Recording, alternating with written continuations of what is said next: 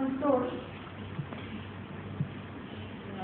francés, Georges Canguilhem.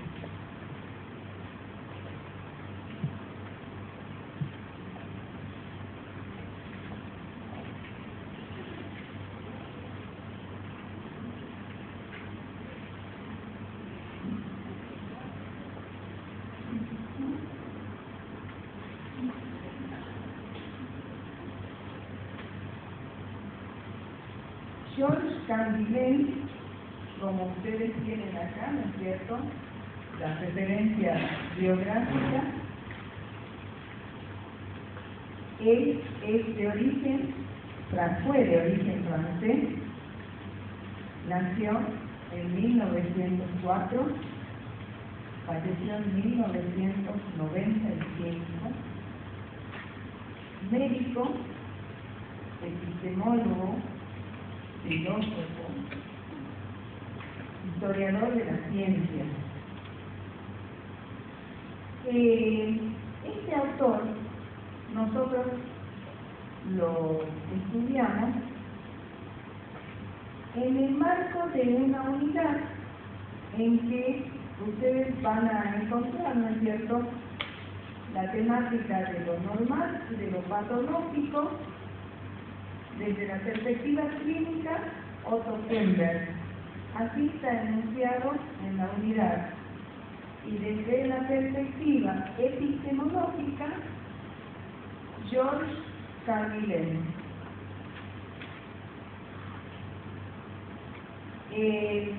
Entonces, vamos a ver de qué se trata los desarrollos de Canguilhem en la siguiente clase. Acá es importante hacer una referencia, voy a decir que sí, hace una pregunta de examen, porque esta fue una pregunta de examen, ¿sí? Bueno, donde acá es necesario que ustedes pongan atención, porque hay dos títulos, ¿no es cierto? Uno dice ensayo sobre de algunos problemas relativos a lo normal y lo patológico, y la referencia es 1900, muy frío el aire, y no hay cómo acomodar esto, lo vamos a cancelar. 1946. Bueno, es necesario que ustedes sepan que se trata de su tesis doctoral. O sea, es un ensayo acerca de algunos problemas de lo normal y lo patológico.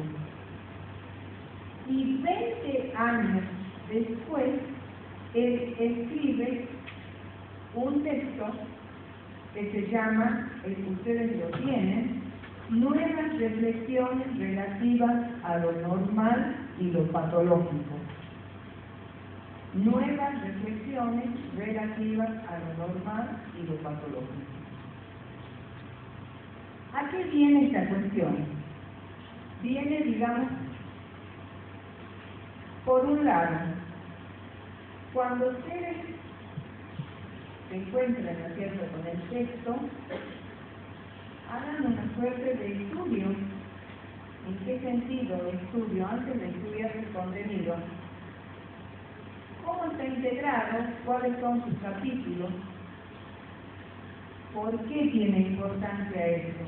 Porque si bien estas dos obras son afines en el sentido de que cuestionan la postura del positivismo respecto a lo normal y a lo patológico,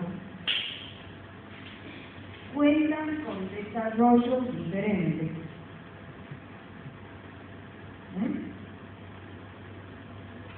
¿En qué sentido? Por eso digo, chicos, no resten importancia. Ya van a ver que no es un dato secundario. En un examen una pregunta fue que enuncie el nombre, ¿no es cierto?, de la primera obra y de la segunda obra, y luego que explique el contenido de cada una. Bueno, entonces no es secundario. ¿Por qué? Porque mientras que en la primera obra, ya les dije lo común, ambas tratan, se refieren y cuestionan lo normal y lo patológico. Pero la diferencia, ¿cuál es? Que mientras que en la primera hace un recorrido de cómo fue estudiado el concepto de normal y patológico, ni se desesperen escribiendo porque eso ustedes lo sacan al leerlo. En la segunda va a hacer sus formulaciones propias.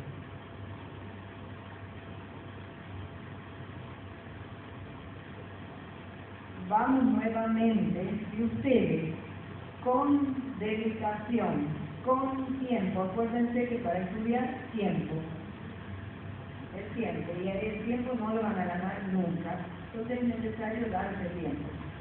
Si ustedes con tiempo comienzan a estudiar la obra, se van a encontrar con que Canguilhem hace un desarrollo, digamos, de cómo estaba tratado el tema desde la medicina, el tema de lo normal y patológico. Y entonces va a decir, va a tomar los desarrollos de Augusto Ponce, los desarrollos de Claude Bernard,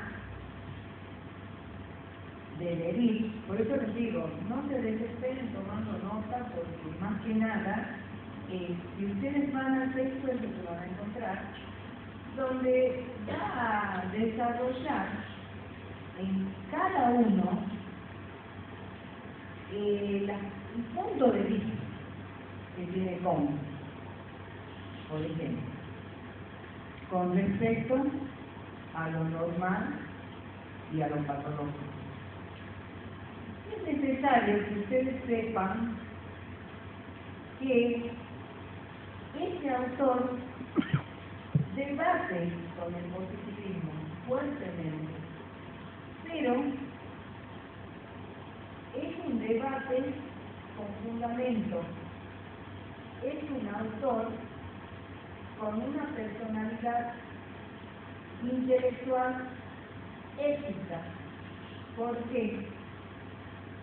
Porque para debatir, ¿qué hace?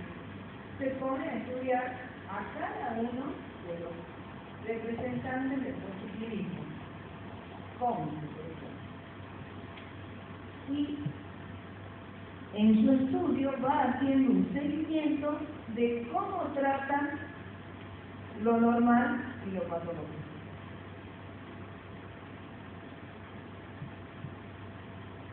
Luego continúan, ¿no es cierto?, con Claude Bernard y finalmente con Lery. Con respecto a estos autores, es necesario que ustedes, vuelvo a decir, con tiempo, se pongan a estudiar a ver cómo se recorrido. Esta es la primera parte, el primer, digamos, abordaje que hace, por eso es que él lo nombra como ensayo acerca de algunos problemas.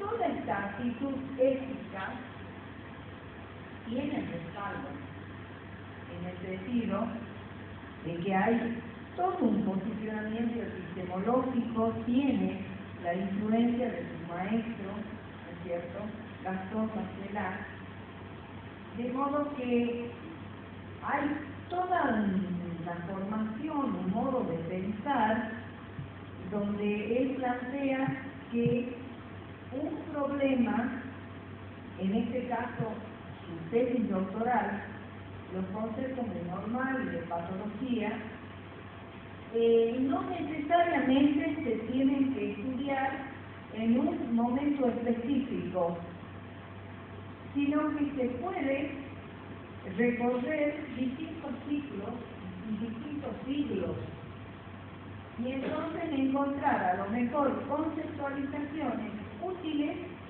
para la investigación actual en siglos anteriores. Es decir, en todo momento, en su actitud como investigador, hace carne de la idea, ¿no es cierto?, de Bachelard. Por eso es que yo en la silla de cátedra presentado, subyace en su actitud como investigador la idea de la ruptura epistemológica. O sea que cuando dice, y esto ustedes tienen, ¿no es cierto?, el prefacio de Dominique Lecour, que sería bueno que también leyeran, donde la idea no es hacer un inventario de fecha, un inventario de conceptos, sino ir encontrando otro tipo de lógica en los conceptos, porque luego les voy a comentar cuál es la originalidad de su pensamiento. Sí. Entonces, en esto que remarcaba, es un pensador que a la hora de hacer críticas, primero se ha involucrado con los autores a los cuales finalmente van a criticar. Entonces, como les dije, su tesis doctoral, estamos en el año 1943, donde él toma los desarrollos de Comte. ¿Y qué es lo que plantea Comte? Comte va, de acuerdo al estudio y al seguimiento paso a paso, va a decir, lo dice Canguilhem, que tanto lo normal como lo patológico está pensado por Comte como si fuese una continuidad. Que lo único que cambia, y ahí él toma el principio de Broussais, donde dice que lo patológico, ¿no es cierto?, este es un principio,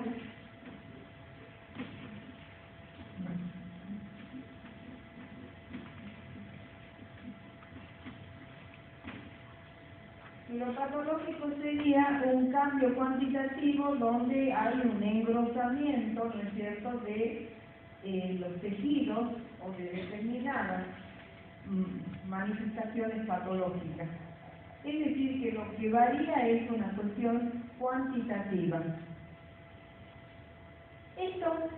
Esta idea de lo que varía es lo cuantitativo, también va unido desde el punto de vista del positivismo, en el sentido de que el positivismo ha procurado armar esquemas, armar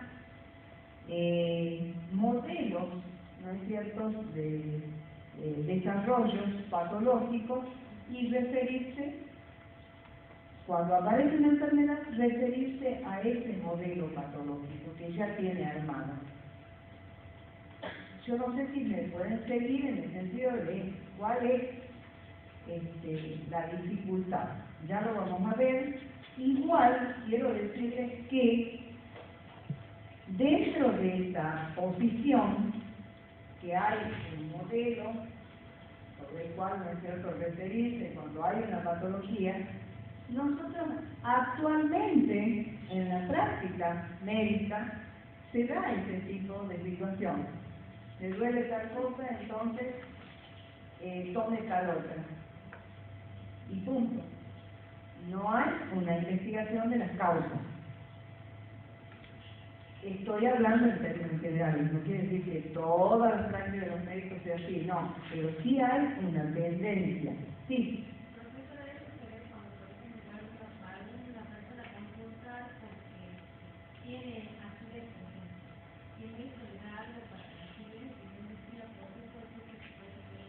Exacto, se da. Bueno, como... Claro.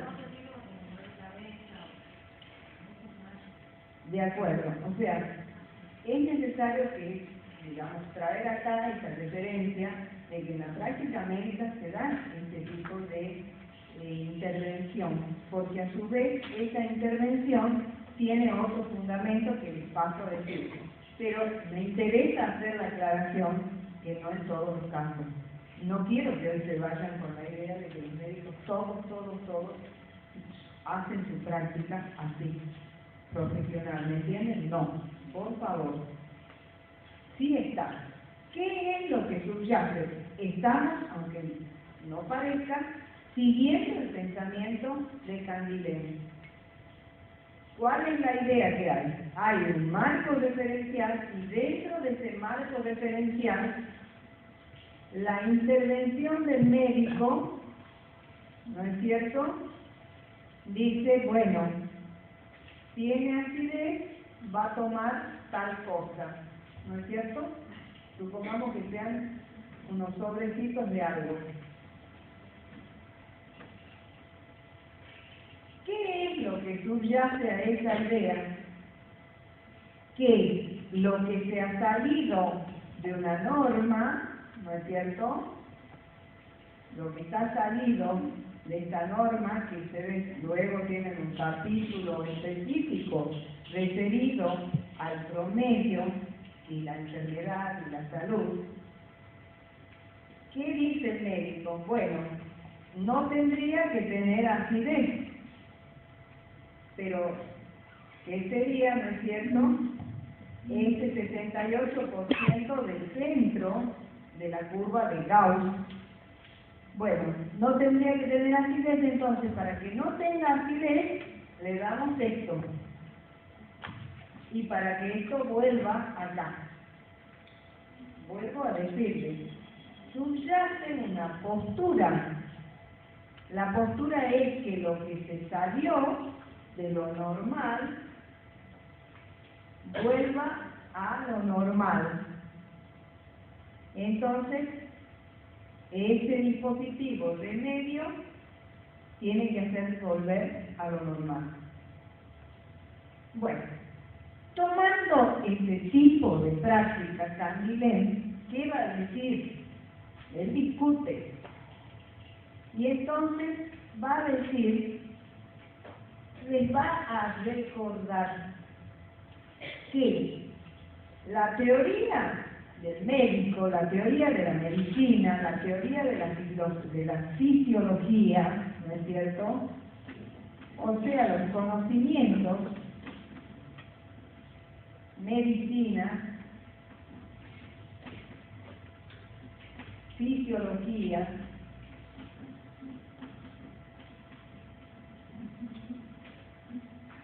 ese cuerpo de saber, les dicen, recuerden que fueron pacientes que llamaron la atención del médico y esos pacientes son los que hicieron caminar, son los que generaron esa teoría. O sea, les hace un recordatorio. Estos que están, ¿no es cierto?, con su esquema, bueno, le dicen, el esquema al cual ustedes han llegado, lo hicieron gracias a que hubo muchos pacientes en distintos momentos que llamaron la atención y que entonces le dijeron al médico, siento un dolor localizado de esta manera, en determinados momentos aparece, en otros momentos no aparece. Entonces, ese hecho es decisivo en la posición de Candilejo respecto de este debate con el positivismo. ¿Por qué? ¿Dónde está, digamos, el punto decisivo? El punto decisivo está en que les dicen, no, nosotros vamos a poner el centro la atención en el paciente, va a decir en otro momento en el sujeto.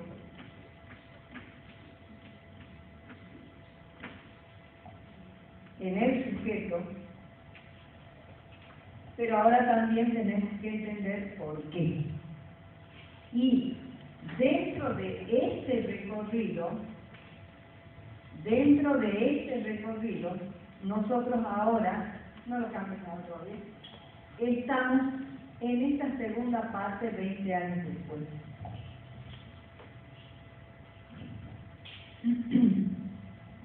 O sea, con respecto a este planteo de recuerden que fue el paciente, que fue el sujeto el punto de partida, está también diciendo mi punto de partida para tratar lo normal y lo patológico es el sujeto. Bien. Ahí vamos a hacer un caminito, ¿no es cierto?, para poder entender este otro punto de partida. ¿Por qué? Porque él plantea, como dice en el libro, dice, la salud es mero hecho de vivir. Eso que parece una frase así sencilla, no es tan sencilla, ya lo vamos a ver. ¿Por qué? Porque él ya está trabajando en esa expresión, lo que ustedes van a encontrar en el texto, y lo mismo en mi ficha de cátedra, lo que se llama, ¿no es cierto?, la polaridad. Por eso, chicos,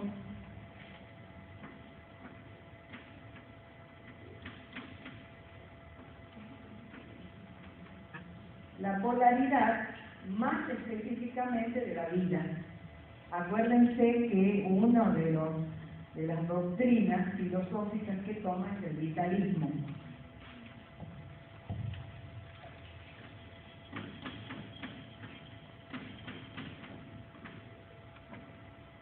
Acá me interesa hacerles una aclaración. Siempre que estudien un autor, traten de saber también sus filiaciones teóricas, como les dije, para Kender. O sea, cuando los autores hacen formulaciones, hacen planteos, es desde toda una convicción que tienen. O sea que ya cuando él plantea, ¿no es cierto?, las nuevas reflexiones, va a ser su propuesta, él lo está haciendo ya desde un punto de vista desde una formación enorme que tiene. Entonces, cuando él dice, el hecho, la salud, es el mero hecho de vivir, es porque nos va a explicar qué pasa cuando el otro polo actúa, se hace presente, opera. Se está diciendo, bueno, si vida es un polo, ¿cuál será el otro polo? La muerte. Pero siempre es la muerte y sus derivados. Entonces, ¿no es cierto? La otra parte es muerte y derivados.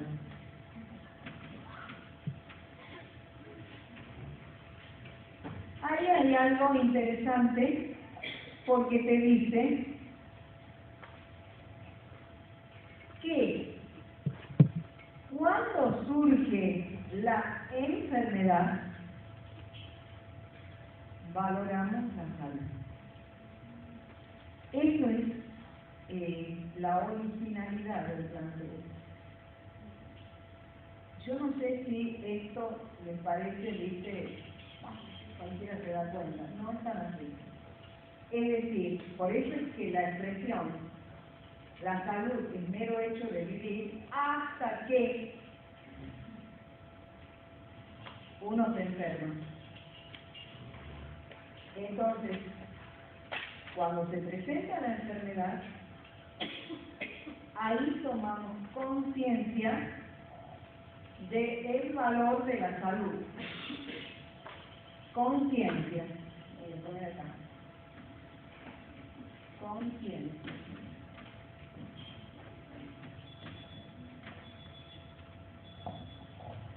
Vuelvo, chicos. Recuerden que la posición,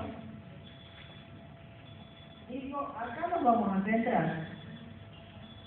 Y precisamente en base a esto, y centrado en el paciente, se está hablando, por un lado, del mero hecho de vivir, y frente a la enfermedad, la conciencia de esa salud. O sea, está remitiéndose, está focalizando en todo momento al sujeto.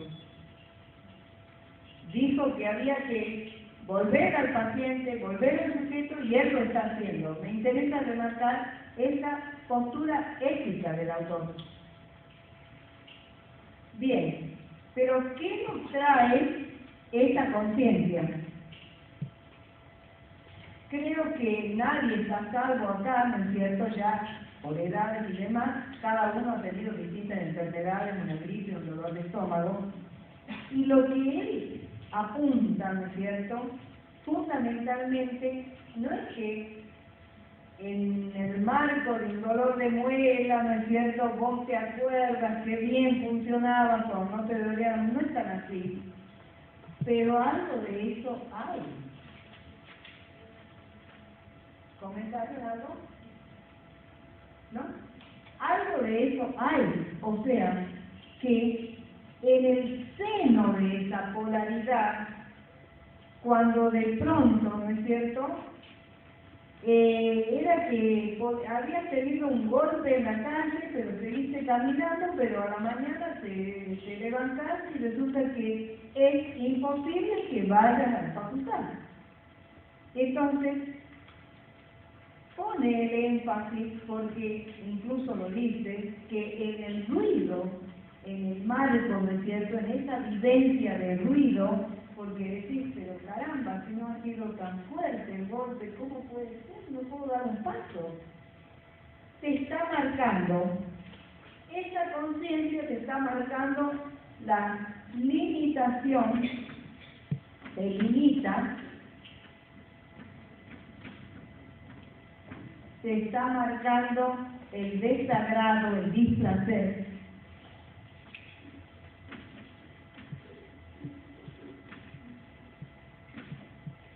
Y en muchos casos, ¿no es cierto?, la impotencia, porque de tener planificado determinadas cosas se te cambió, o a lo mejor tenés que ir al médico, estás rearmando tu mañana, tu día, no sabes qué va a pasar, es decir, empezás a hacer llamados, una serie de derivaciones va teniendo ese momento. Bueno, apela a esa vivencia, la vivencia de frustración que anida en ese momento, para poder decir que en ese contexto de adversidades surge la vivencia y la conciencia de salud. O sea, que cuando decíamos que la salud es mero hecho de vivir, no lo podemos, digamos, dimensionar a la salud si no contamos con la experiencia de enfermedad. La experiencia de enfermedad hace tomar conciencia del valor de la salud. Y en esto de seguir, ¿no es cierto?, centrándonos acá en el sujeto, fíjense que está apelando en todo momento a la subjetividad, cómo lo está viviendo con displacer, con limitación, pero también está apareciendo valor. La idea, el sentimiento de valor. O sea que en el seno de esa polaridad aparece la salud, ¿no es cierto? Cuando no me dolía la cabeza, cuando no estaba tan decaída, sí. Derivado de la muerte es la enfermedad, hablando Sí, de la polaridad de claro, bien está esa aclaración. O sea, cuando decimos que la polaridad es muerte en general, derivado se refiere a que se puede presentar como enfermedad, se puede presentar como otras graduaciones, no necesariamente con la muerte. Ya vamos a llegar sí al concepto de muerte que pesa en esta polaridad, porque también eso hace al sostén de los desarrollos del autor. Acá surge, ¿no es cierto?, la idea de valor. Por supuesto que la enfermedad, lo que está padeciendo, es un valor negativo. No puedo caminar, no me puedo ni mover, empezar a cambiar la agenda, ¿no es cierto?, a tomar otras medidas, a ver quién va a venir, o quién va a hacer, o a quién le pido tal cosa. Es decir, se produjo una limitación, es decir, varias cosas simultáneamente. Entonces, bien adentrado en ese estudio de este fenómeno, Candilet va a decir que el conflicto entre la vida y la muerte es un conflicto inherente al núcleo de la existencia del hombre. Por eso es que yo les decía que en su tesis doctoral hace un desarrollo ético de los autores a los cuales va desarrollando y luego va planteando la crítica. Luego, cuando plantea las nuevas definiciones relativas a lo normal y lo patológico, ahí ya expone él su propia idea. Y pienso que en lo poco que fuimos desarrollando, ustedes ya pueden darse cuenta que es un autor que, si bien teoriza, para teorizar, él está partiendo del sujeto, del paciente, de la polaridad. Y está muy lejos de los esquemas, de los modelos teóricos, en base a esquemas, en base a descripciones, que igualmente sustentan prácticas profesionales. Eso lo tenemos que decir. Que aún hoy están vigentes. Entonces, el pronunciamiento que él tiene respecto de que esa polaridad, vida, muerte, es nuclear, inherente al núcleo de la existencia humana, con eso ya dijo, ¿qué dijo? Algo trascendental. ¿Por qué? ¿Se les ocurre algo? ¿Por qué? ¿Ustedes, chicas? Que nos pasa a todos, nadie queda exento. Ahí está. Ese es el sentido, esa es la trascendencia que tiene. Al plantear, ¿no es cierto?, al decir, bueno, acá tengo un punto de vista nuclear, central, decisivo. Señores, nadie está exento. Entonces, fíjense que en su postura de volver al sujeto y con su formación filosófica, epistemológica, ya está dando un concepto de hombre, ya está planteando una concepción de hombre, está diciendo que el hombre está atravesado. Nadie puede estar por fuera de ese atravesamiento. Y te va a decir más también. Entonces, en esta polaridad y en este análisis, ¿no es cierto?, está planteando algo clave a lo cual nadie se puede sustraer. como no se puede sustraer, como está presente desde el nacimiento mismo y para toda la vida, entonces él plantea que la vida, la tendencia a la vida, siempre es con esfuerzo, con trabajo, tiende, ¿no es cierto?, a la vida a continuar, a perdurar, a hacer que la vida continúe. Pero no es un cuentito. ¿Por qué? ¿Por qué? No sé la que dijo. Estamos atravesados por la muerte. Exacto. Por la muerte, Entonces, ese esfuerzo por vivir tiene un contrapeso, una amenaza que acecha siempre. Ahí está el punto. O sea, me interesa que si ustedes entienden esto, van a poder entender el resto del texto. Si ustedes incorporan, ¿no es cierto?, esa mirada así, de poder ir advirtiendo estos puntos claves, conceptos claves, van a entender. Entonces, se está diciendo que la vida no es fácil de ninguna manera. ¿Por qué? Porque acecha. Esto hasta sirve para el diario vivir, contar con esa filosofía. Es decir, cuando muchas veces nos quejamos, porque mirá, con qué fuerte, qué sé yo, y es que si estamos atravesados por eso, de eso se trata. Entonces, hace otras derivaciones respecto de esta naturaleza. Sí. Profesora, una pregunta. En ese sentido, cuando esto se plantea el concepto de normatividad o de norma, en este punto que se está marcando, este atravesamiento, de eso que es central, ¿no es cierto?, de esta polaridad vida-muerte que siempre está presente y el esfuerzo del individuo en esta cuestión de la salud, ¿no es cierto?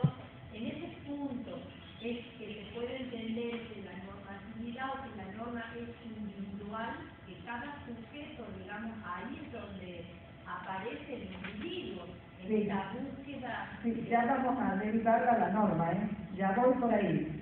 Ya vamos a derivar la norma porque me interesa que puedan, claro, que puedan saber de dónde se derivan los conceptos. Está bien, hay que decir, ahora lo van a entender, pero lo que yo quería plantear era precisamente que él hace una derivación más general con respecto a este problema, digamos, del cual no nos podemos librar ninguno. Y entonces él deriva del concepto, que eso lo van a ver también en el desarrollo, de precariedad de la vida.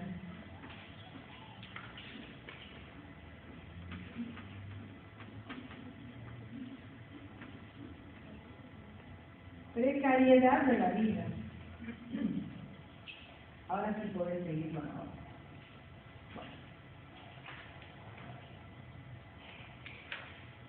Tomando fundamentalmente los aportes tuyos, entonces, ¿por qué llega a la conclusión de que entonces la vida es precaria?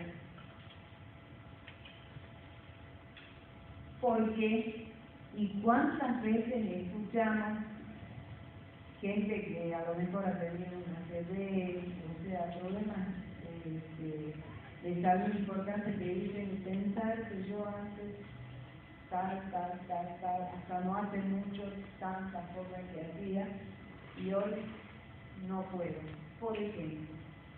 Bueno, esta es una alusión, aunque esa persona no lo sepa, a la precariedad de la vida. O la típica frase del velorio, no somos nada. También, ahí está. Bueno, Eso se me venía muy en la mente. bueno, ante la contundencia, ¿no es cierto?, de la polaridad, o sea, ya cuando esa polaridad, que es la tendencia a la destrucción, se transforma, se presenta bajo la forma de la muerte, ¿me entendés? De golpe no está más. es contundente, es categórico el hecho, ahí viene esta reflexión. O sea, Candilet habla de la precariedad de la vida. Es decir, que sí, estamos bien, funcionamos, aprobamos, parece que nos decidimos, parece que voy a trabajar también cuando me recibo desde arriba, y te da esa sensación que vos estás conduciendo y manejando y planeando tu vida. Pero el autor nos recuerda de la precariedad, que nosotros vamos, ¿no es cierto?, desarrollando cosas, pero que está la precariedad de la vida. Preventoriedad también sería. Claro. Pero ¿cómo hace el autor acá para trabajar la negación a la muerte, como la pregunta límite o la finitud del hombre en sí, filosóficamente siempre dijo que no quería tratar? Nosotros no pensamos en muerte, pensamos solamente a una cierta edad o cuando nos pasa, como bien decían, algo, alguna enfermedad, tenemos algún accidente. Pero ¿cómo le explica Candilet acá esta negativa a la muerte? Porque esta negativa a la muerte genera la precariedad de la vida. Si uno toma conciencia de que uno va a morir, digamos, toma conciencia de lo determinado que son, que la vida va a durar el tiempo que nos toque orgánicamente, y trabajaríamos mejor desde el punto de vista de la salud. Pero lo veo acá es la explicación de que cómo entender a la muerte desde el punto de vista de Candilet. Porque al hablar del vitalismo pone el acento sí en la vida, pero no trabaja sobre una reflexión sobre la muerte, que es algo que hasta la actualidad es lo que... Bueno, sí tienen reflexiones, me refiero, ya ahora enseguida lo vemos también, pero digamos, no, si está presente, que el hombre pueda negar, eso sí es algo insoportable, ¿no es cierto? Y solamente nos golpea la muerte de otros, que es el modo, ¿no es cierto?, de tener un registro de ese hecho, digamos, grandilocuente, duro, fuerte para la existencia humana. Pero sí está planteado. Ahora vamos a ver si te puedo contestar, digamos, siguiendo. Sí me interesa volver a esto. A ver, ¿qué es lo que puse acá? Un ser vivo reacciona con la enfermedad porque la vida no es indiferente a las condiciones en las que se desarrolla. La vida es polaridad y una actividad normativa, que es lo que vos habías planteado. Ya vemos, normativo, se entiende todo juicio que califica un hecho con relación a una norma. Normativo, aquello que instituye normas. Bueno, detrás de esa afirmación con la que ustedes se van a encontrar en el texto, está la idea del autor cuando él dice que cuando habla de la polaridad de la vida, dice, bueno, pero si la vida, el organismo, se ha organizado, se ha ordenado, me empieza a dar ejemplos para conseguir la vida. Un posible ejemplo, hay muchísimos ejemplos, pero un posible ejemplo es, por ejemplo, el de los naufragios, que tienen, digamos, el cuerpo guarda en cuanto a componentes, ¿no es cierto?, no solamente la capacidad de hidratación, sino de otros elementos. Creo que son hasta 3 o 5 días de tolerancia en el naufragio, sin comer y sin beber. Esto es una muestra de cómo la vida encuentra recursos para ponerlos en práctica ante la adversidad. Digo por lo que está, ¿no es cierto?, en la primera frase, ¿no es cierto?, que vemos, está presente la idea, o por ejemplo, la coagulación de la sangre, o sea, nos lastimamos, pero hay un sistema ordenado que permite que no se desangre, que no tengamos una hemorragia, porque se puede coagular nuestro organismo, haciendo referencia a la condición de médico de Candilet, es que cuenta con recursos. Él va a estos fenómenos precisamente para explicar de qué manera la vida se las ingenia, despliega, se organiza, desarrolla mecanismos que protegen a la vida. Pero vuelvo y no deja de lado la idea de que está el acecho, ¿no es cierto?, de la enfermedad, de la polaridad que destruye. Entonces, y ahora sí no te vayas que ya te contesto. Bueno, entonces, la idea es que estos recursos, estos mecanismos, él le pone un nombre. Acuérdense cuando vimos en la clase anterior que decíamos que se denomina, ¿no es cierto?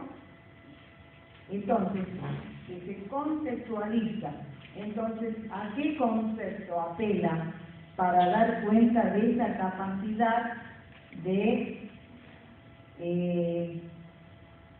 implementar mecanismos que procuren la continuidad de la vida? La normatividad. La normatividad.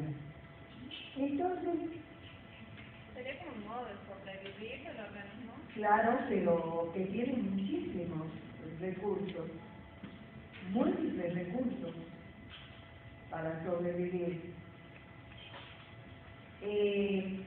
Entonces, utiliza el término de normatividad. Aquí ustedes se encuentran de vuelta con el sujeto porque te dice que todo juicio que califica un hecho con relación a una norma, normativo, aquello que instituye norma. Yo les daba un pequeño ejemplo recién de alguien que a lo mejor había planeado ir a trabajar, pero de pronto se siente decaído, se siente que no va a ser posible, y entonces, digamos, cambia la idea, se da cuenta que no va a poder ir a trabajar, hace un llamado telefónico, avisa que no va a asistir, por otro lado empieza la búsqueda, bueno, ¿a qué médico voy a acudir? O no voy a poder hacerlo solo, que alguien me acompañe. Es decir, todo ese despliegue, todo ese reajuste es porque apareció algo que obstruye la enfermedad, síntomas, ¿no es cierto?, de la enfermedad, pero también hay un despliegue de nuevas normas. O sea, todos estos ajustes tienen que ver con nuevas normas, con lo normativo. Es decir, vayan siguiendo ese trayecto, porque de ahí va a derivar en otras cosas. Vamos. Bueno, ahí viene esta faceta de Candilet, que es su faceta ética, o sea, fue al diccionario, ha buscado el término, lo define, no se maneja con lo que ya sabe, que no se va a la fuente, eso hay que rescatar, hay que valorar. Entonces, ¿qué es lo que plantea? Que la norma, ¿no es cierto?, es lo que establece algo, él dice que ni para un lado ni para el otro, lo que lo mantiene como algo, digamos, un referente que marca un equilibrio. Ahí tienen algo medio complicado, porque si bien entendiendo por este impulso que tiene la vida para continuar viviendo, nos encontramos que entra en el concepto de norma, de normatividad, pero al mismo tiempo, buscando el concepto de norma en el diccionario, se encuentra con que la definición es una definición de tipo positivista. Entonces, ahí, ¿qué va a hacer Candilet? Una vuelta. Sí.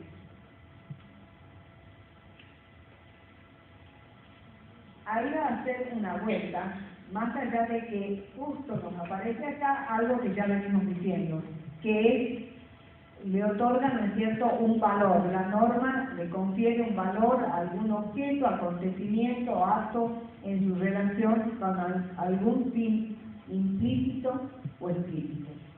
Ustedes se van a encontrar en el texto, con respecto a este punto en que habla de la norma, con un ajuste que él hace en el sentido, porque dentro del positivismo, el positivismo plantea, ¿no es cierto?, que lo normal y lo patológico era una continuidad,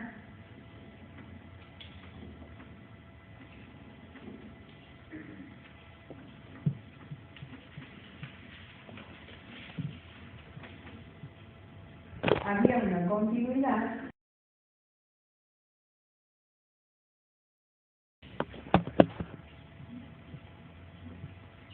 y que en todo caso la norma, ¿no es cierto?, marcaba este porcentaje que sería lo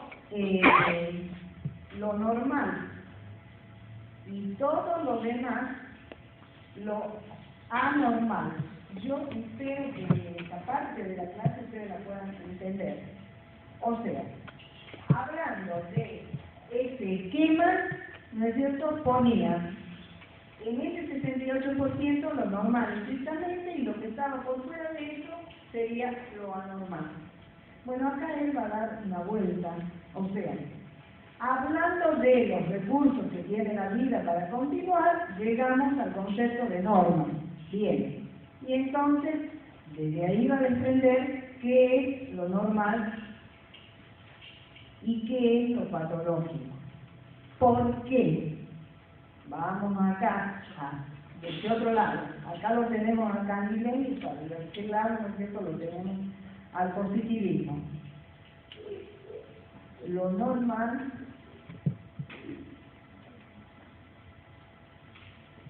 antes vamos a hacer otra aclaración. En este debate que él está haciendo, nos va a decir, y por ese camino que venimos, nos va a decir que en realidad tanto lo normal como lo patológico, tomando, ¿no es cierto?, lo que acabo de poner para el positivismo, son normales. Por eso les decía, la carita que ponen no se asusten. ¿Por qué? Porque él no está hablando desde este esquema. Él está diciendo,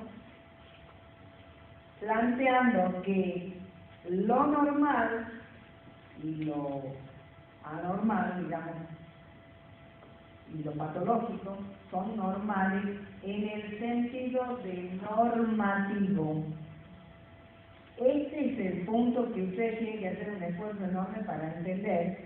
En el sentido de que el hombre está atravesado por la muerte, por eso dice. No, en el sentido de que aún en lo patológico, aún en la enfermedad, hay normas.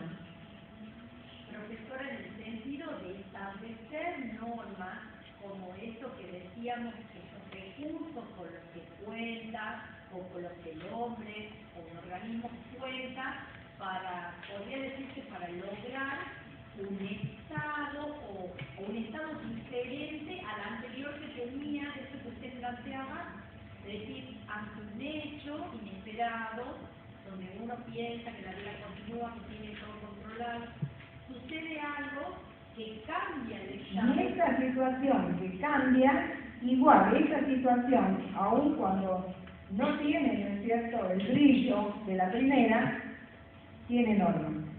Eso dice.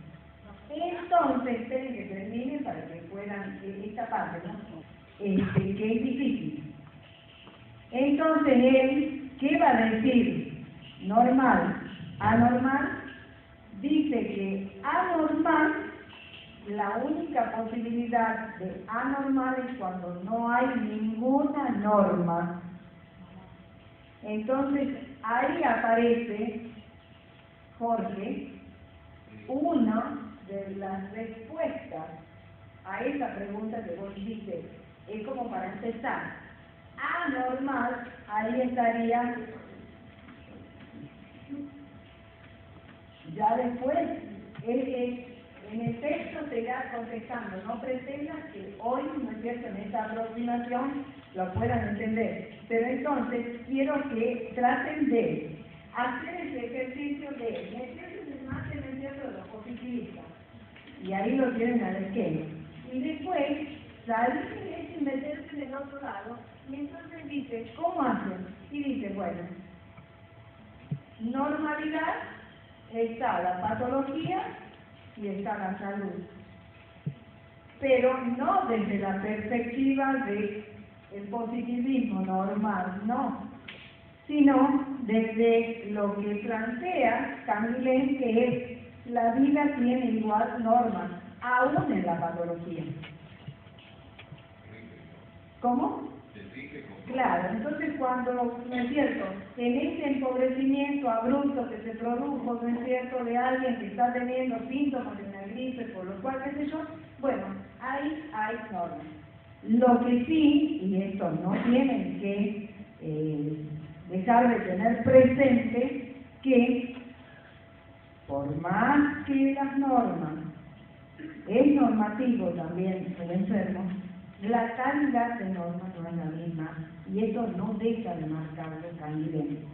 Entonces, chicos, acá en normal, acuérdense que era lo normal y lo patológico, pero ya saben ahora por qué.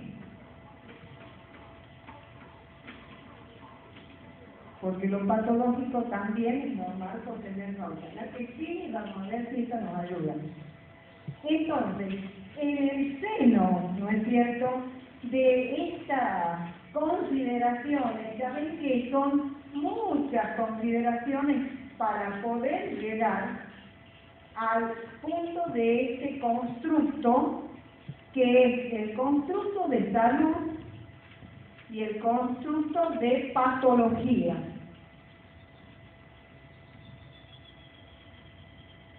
Y ya ven que dice capacidad del hombre para ser normativo, lo cual implica capacidad para instituir, eso hay que tomarlo en cuenta, ¿no?, para destituir y promover nuevas normas, instituir normas. Bueno, supongamos, no me traje el cuaderno de apuntes. Bueno, le pido una hoja a mi compañera y ya no lo hay. Y así muchas situaciones, ¿no es cierto?, donde buscamos caminos alternativos. Uno vulgarmente decimos, bueno, a ver qué caminos alternativos. Bueno, he salido sin dinero, pero puedo llegar caminando a la facultad. Chao. Es decir, la movilidad de buscar soluciones alternativas al diario vivir, pero también la movilidad de destituir. Entonces, estaba muy acostumbrada a venir en el auto a la facultad, que sé yo, porque mi papá lo vendió. Ahora voy caminando bici, por decirlo. Es decir, esa flexibilidad es parte de lo que Canguilhem plantea como la salud. Es saludable poder tener movilidad y no estar, dice, uy, ahora cómo hago, eso decía, no.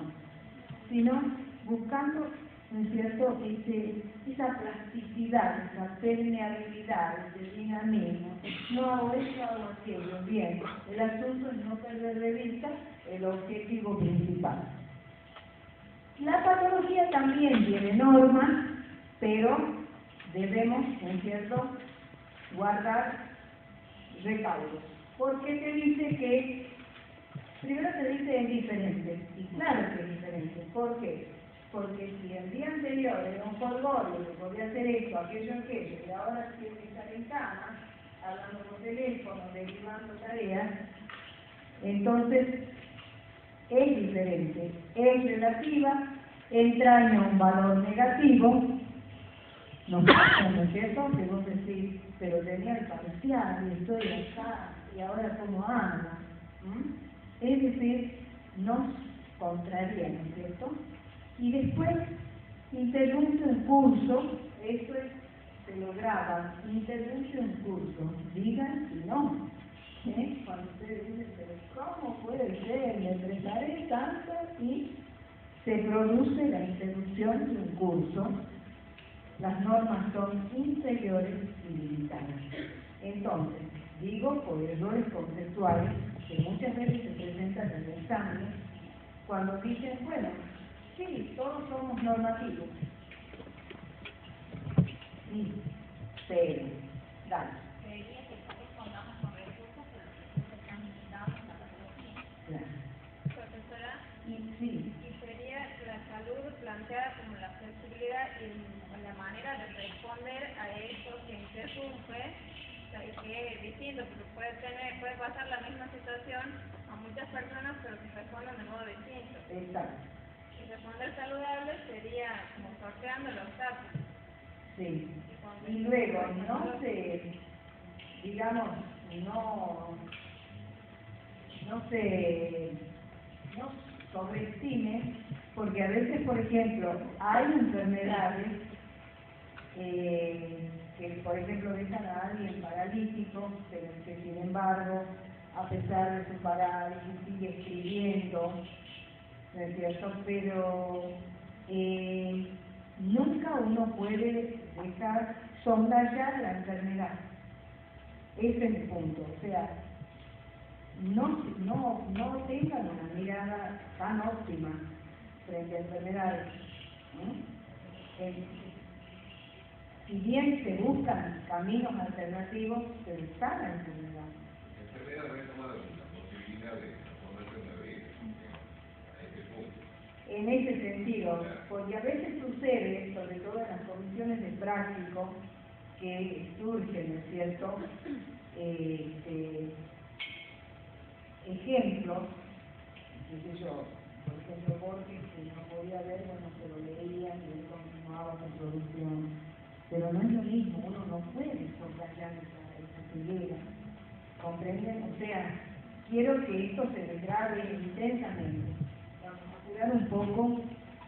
Sí me interesa decir también sobre el tema de la muerte, que hay una particularidad que plantea Candilet con respecto a que en esa polaridad y dentro de la precariedad de la vida, el único ser que otorga un valor fuertemente negativo a la muerte es el hombre. De eso no pasa, ¿no es cierto?, con los animales, por ejemplo, o con las plantas.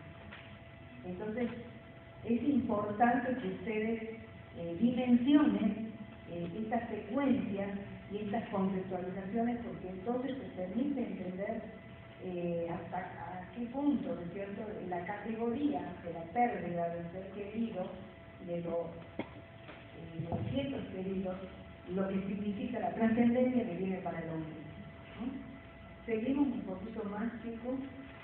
Bueno, en el marco de todo este desarrollo, él introduce el tema de las anomalías. Acá yo quiero decirles antes, no queda mucho tiempo de clase, y esta va a ser una sola clase, que queda del lado de ustedes leerlo al libro en todos los sentidos posibles. O sea, que no vayan a pensar que esta clase fue, ¿no es cierto?, en una secuencia de lo que va el texto, no. Esta clase más que nada hace un sesgo para que ustedes puedan ingresar y entender. Entonces, dos cosas quiero decir. Toma el tema de las anomalías justamente para discutir nuevamente con el positivismo. ¿Por qué? Como el positivismo dice que a iguales sujetos, con iguales características, con iguales formas, son normales, ¿no es cierto? El 68% normal. ¿Qué dice? ¿En qué sentido le discute? Y entonces, ¿qué le dice también? Le dice, ¿y qué hacemos con la malformación congénita? Que eso es una anomalía. Datos que ustedes en el examen muchas veces desaprueban por eso, porque no saben definir una anomalía. Vayan al diccionario, se dice malformación congénita. Entonces, ¿en qué sentido lo discute? Porque está planteándote que hay una malformación, o sea, no es igual a los demás, pero no en todos los casos es enfermedad. No en todos los casos se produce, ¿no es cierto?, ese estrechamiento, esa disminución, esa interrupción de un curso. No en todos los casos. Y entonces va a hacer una clasificación, va a hacer, eso ustedes lo tienen, ni se preocupen en copiarse nada, donde se va a decir cómo hay casos en que cuando interrumpe una función, cuando realmente ataca un valor personal, por el cual la persona no quiere que la vean con esa malformación, es decir, vuelve a retomar la idea de los valores, ¿no es cierto?, la idea de la norma, cómo eso puede ser patológico, vivido como algo patológico, o cómo directamente no incide en el diario vivir y entonces no es una patología. Entonces, acá rápidamente hace la clasificación. Es importante, también me pregunta del parcial, del examen, cuando le preguntamos qué criterio utiliza para clasificar las anomalías Canguilhem. Y ahí lo tienen. Cuando hay una complejidad creciente, cuando hay una gravedad creciente. Esos son los dos criterios. Y vamos rápidamente, porque entonces dice, están, y entonces se va nombrando. En primer nivel, menos complejo, menos grave, se llaman variedades. Luego, otra categoría, los vicios de conformación. Fíjate que dice, vicios de conformación son anomalías simples, poco graves desde el punto de vista anatómico, que imposibilitan el cumplimiento de una función, ahí lo tenés el tema, ¿no es cierto?, el labio leporino. También hay un valor ahí. ¿Seguimos?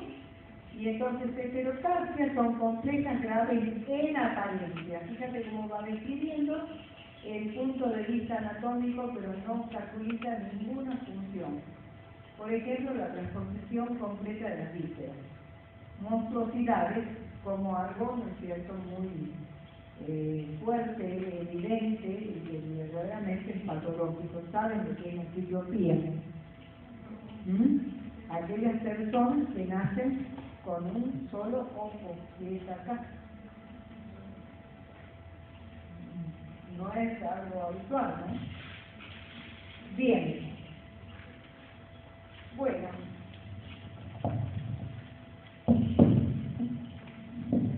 Comentarios, chicos, no sé si es que más o menos he logrado orientarlo. Sí. El estado vegetativo. O sea, que estaría dentro de prácticamente anormal, que es lo de Gustavo Cerati. Yo me lo planteo desde ahí, que es lo más cercano. Claro, eso también. O sea, ¿en qué medida uno puede decir que hay normas cuando hay un aporte externo que está sucediendo? El caso de Karen Silver, le quitan respiradores mecánicos que tenía y vive, después de un famoso, que es 4 o 5 años más. Claro. Que las normas ahí, muy básicas, digamos, biológicas. Claro.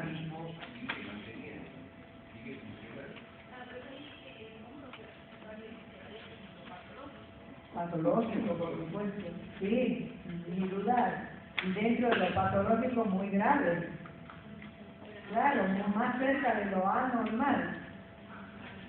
Pero hay un paso donde plantea él, me refiero que directamente la no vida es lo normal.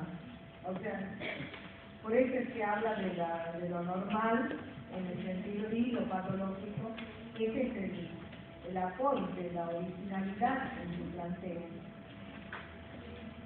Sí.